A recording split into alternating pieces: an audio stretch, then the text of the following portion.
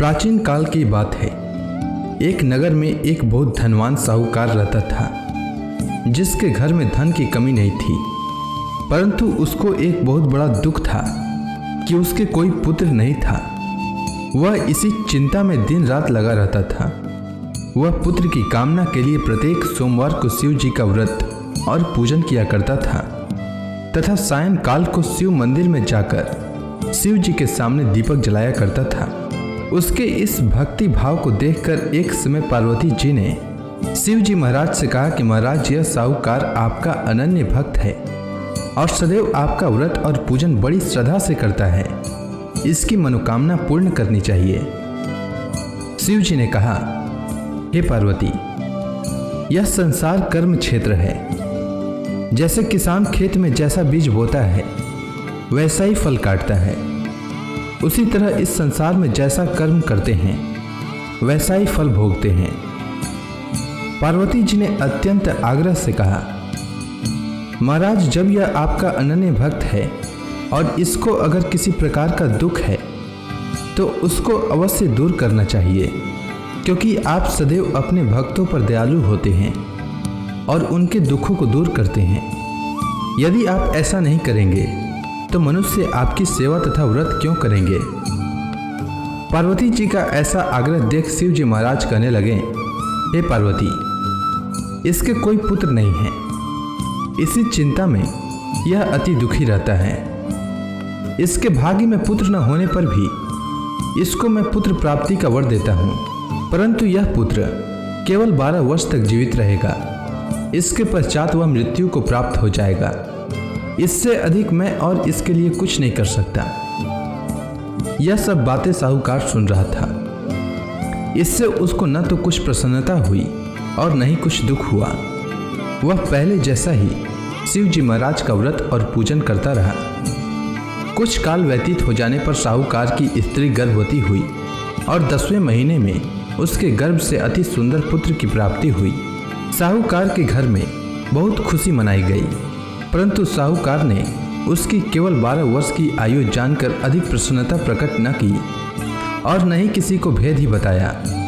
जब वह बालक 11 वर्ष का हो गया तो उस बालक की माता ने उसके पिता से विवाह आदि के लिए कहा, तो वह साहूकार कहने लगा कि अभी मैं इसका विवाह नहीं करूँगा, अपने पुत्र को काशी जी पढ़ने के लिए भेजूँगा। फिर साहूकार ने अपने साले अर्थात बालक के मामा को बुला करके उसको बहुत सा धन देकर कहा, तुम मेरे बालक को काशी जी पढ़ने के लिए ले जाओ और रास्ते में जिस स्थान पर भी जाओ यज्ञ तथा ब्राह्मणों को भोजन कराते जाओ। वह दोनों मामा भांजे यज्ञ करते और ब्राह्मणों को भोजन कराते जा रहे थे। रास्ते में उनको एक शहर पड़ा। उस शहर में राजा की कन्या का विवाह हो रहा था। दूसरे राजा का लड़का जो विवाह कराने के लिए बारात लेकर आया था वह एक आंख से काना था।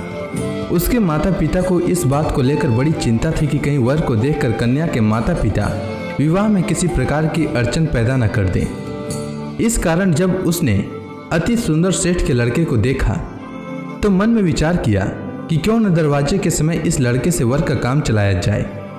ऐसा विचार कर वर के पिता ने उस लड़के और मामा से बात की तो वे राजी हो गए। फिर उस लड़के को वर के कपड़े पहनाकर तथा घोड़ी पर चढ़ाकर दरवाजे पर ले गए और सब कार्य प्रसन्नता से पूर्ण हो गया। फिर वर के पिता ने सोचा कि यदि विवाह कार्य भी इसी लड़के से करा लिया जाए तो क्या बुराई है। ऐसा विचार कर लड़के और उसके मामा से कहा, यदि आप फेरों का काम और कन्यादान के काम को भी करा दें तो आपकी बड़ी कृपा होगी और मैं इसके बदले में आपको बहुत कुछ धन दूंगा। तो उन्होंने स्वीकार कर लिया और विवाह कार्य भी बहुत अच्छी तरह से संपन्न हो गया। परंतु जिस समय लड़का जाने लगा तो उसने राजकुमारी की चुंदड़ी के पल्ले पर लिख दिया कि तेरा विवाह तो मेरे साथ हुआ है, परंतु जिस राजकुमार के साथ तुमको भेजेंगे वह एक आंख से काना है और मैं काशी जी पढ़ने जा रहा हूँ। लड़के के जाने के पश्चात उस राजकुमारी ने जब अपनी चुंदड़ी पर ऐसा लिखा हुआ पाया तो उसने राजकुमार के साथ जाने से मना कर दिया और कहा कि वह मेरा पति नहीं है, मेरा विवाह इसके साथ नहीं हुआ है, वह तो काशी जी पढ़ने के लिए गया है। राजकुमारी के माता पिता ने अपनी कन्या को विदा नहीं किया और बारात वापस चली गई। उधर सेठ का लड़का और उसका मामा काशी जी पहुंच गए। वहां जाकर उन्होंने यज्ञ करना और लड़के ने पढ़ना शुरू कर दिया। जब लड़के की आयु 12 वर्ष की हो गई तो उस दिन उन्होंने यज्ञ रचा रखा था कि लड़के ने अपने मामा से कहा कि मामा जी, आज मेरी तबीयत कुछ ठीक नहीं है। तब मामा ने कहा कि अंदर जाओ और सो जाओ। लड़का अंदर जाकर सो गया और थोड़ी देर में उसके प्राण निकल गए। जब उसके मामा ने आकर देखा कि वह मुर्दा पड़ा है तो उसको बड़ा दुख हुआ और उसने सोचा कि अगर मैं अभी रोना पीटना मचा दूंगा तो यज्ञ का कार्य अधूरा रह जाएगा। अतः उसने जल्दी से यज्ञ का कार्य समाप्त कर ब्राह्मणों के जाने के बाद रोना पीटना आरंभ किया।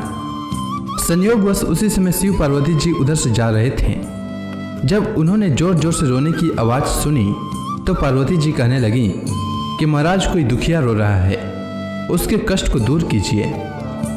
जब शिव पार्वती ने पास जाकर देखा तो वहाँ एक लड़का मुर्दा पड़ा था। पार्वती जी कहने लगी कि महाराज, यह तो उसी सेठ का लड़का है जो आपके वरदान से हुआ था। हे महाराज, इस बालक को और आयु दीजिए, नहीं तो इसके माता पिता तड़प तड़प कर मर जाएंगे। पार्वती जी के बार बार आग्रह करने पर शिव जी ने उसको जीवन वरदान दिया और शिव जी महाराज की कृपा से लड़का जीवित हो गया। शिव जी और पार्वती जी कैलाश पर्वत पर चले गए। तब वह लड़का और मामा उसी प्रकार यज्ञ करते तथा ब्राह्मणों को भोजन कराते हुए अपने घर की ओर चल पड़े। रास्ते में उसी शहर में आए जहां उसका विवाह हुआ था। वहां पर आकर उन्होंने यज्ञ आरंभ कर दिया तो उस लड़के के ससुर ने उसको पहचान लिया और अपने महल में ले जाकर उसकी बड़ी खातिर की। साथ ही बहुत से दास दासियों सहित आदरपूर्वक लड़की और जमाई को विदा किया। जब वो अपने शहर के निकट आए तो मामा ने कहा कि मैं पहले तुम्हारे घर जाकर खबर कर देता हूँ। जब उस लड़के का मामा घर पहुँचा तो लड़के के माता पिता घर की छत पर बैठे थे और यह प्रण कर रखा था कि यदि हमारा पुत्र सकुशल लौट आया तो हम राजी खुशी नीचे आ जाएंगे, नहीं तो छत से गिर